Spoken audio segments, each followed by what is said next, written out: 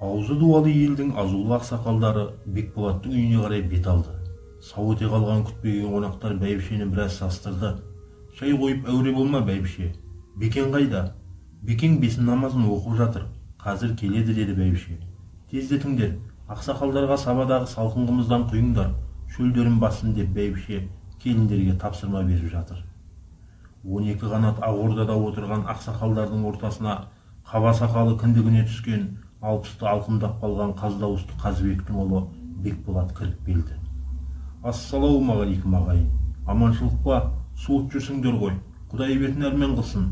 Ауыл елдерің аман ба? Оу Беке, ел аман, жұрт тыныш. Сен қобалжитындай шаруа жоқ. Бәрі елдің қамы ғой.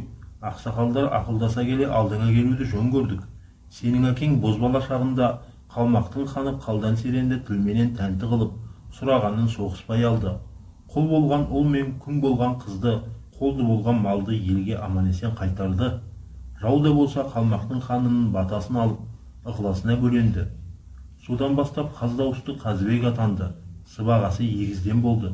Әкең барған жерде оның құрметіне 2 мал сойылатын. Елге байқұт емес, биқұт демекші. Содан бастап әкең қаз дауысты Қазыбек елдің құтына айналды. Әкеңнің кіндігінен тараған 5 едіңдер.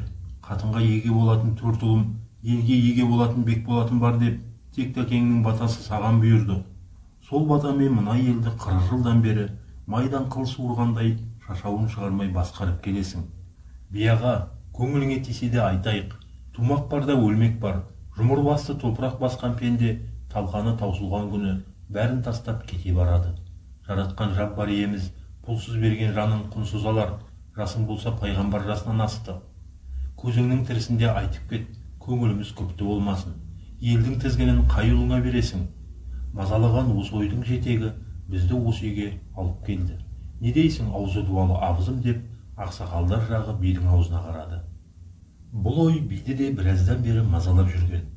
Дәстүр бойынша тізгін бәйбішенің ұлдарынікі. Жетектеген ит аңға жармайтындай, олардың да ел билеп жарытпасын әке жүрегі сезеді. Алайда айтуға бәйбішеден бата алмайды. Заты қатын емес пе? Тізгінді тоқалдан туған тіленшіге берем десе, жамандықтың бәрі іштарлықтан дегендей балаға қастық қылама деп сескенеді.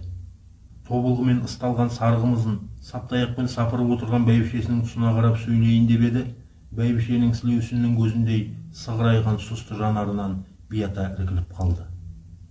Шыбынның ызыңы естілетін үнсіздікті шымылдықтың артында отырған тіленшінің бір анадан туған қарындасы бұзды. Ау көке, деді жұлып алғандай. Тіліңді жұтып қойдың ба? Тіленші бар емес па деп қыз әкесіне қарады. Ой, ол жүгірмек бар екен ғой. Ол жүгірмекті ұмытып кетіппін ғой. Ол қайда жүр екен?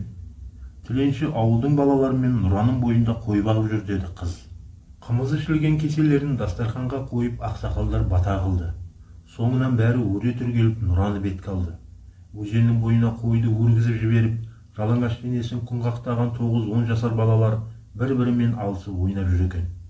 Доданың ортасында білегін сыбанып күресіп жүрген Бекболаттың кенжесіне ақсақалдар: «Оу, тіленші, біз сенің әкеңнен соң елге еге болама десек, жарлының жаман баласындай қой бағып, елдің баласымен жұлқысып жүргеніңе жөн болсын. Осы жүрісіңнен ұялмайсың ба?» дейді. Ұялатындай біреудің адаласын аузынан жырып алған жоқпын. Аманатқа қиянат жасап уәдемнен тайған күнім жоқ.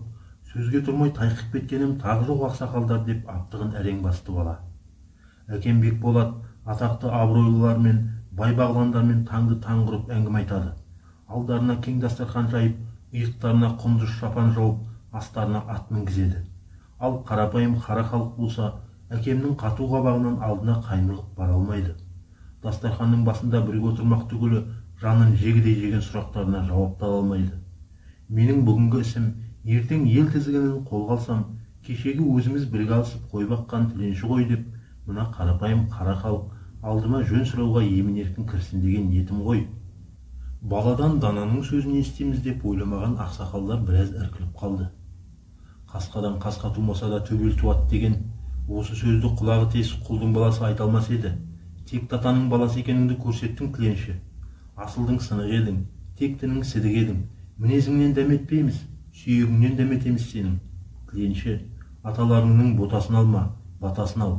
Бота өліп қалады, батадан бағың жанады балам деп, Елдің азулы аузы дуалы ақсақалдары тіленшіге батасын берді.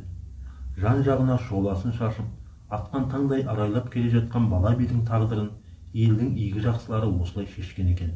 Мінеки ағай, дана халқымыз, балам деген жұрт болмаса, жұртым деген бала қайдан шығады деп бекер айтпаса керек.